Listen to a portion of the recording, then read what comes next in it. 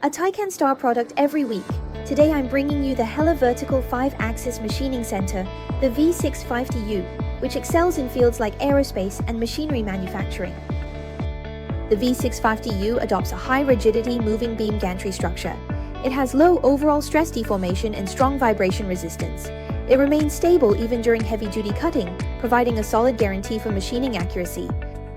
It uses Y-axis dual ball screw dual drive technology for excellent dynamic response, making the Y-axis movement more precise and agile during machining.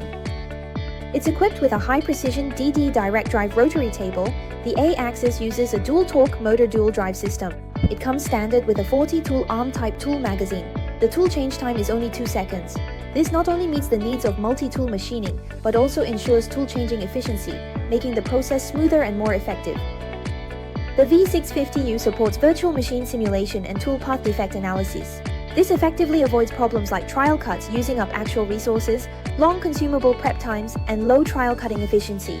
It also prevents machine collisions, component damage, and workpiece scrapping from program errors. Additionally, it can accurately predict cutting cycle times, allowing for more thorough preparation.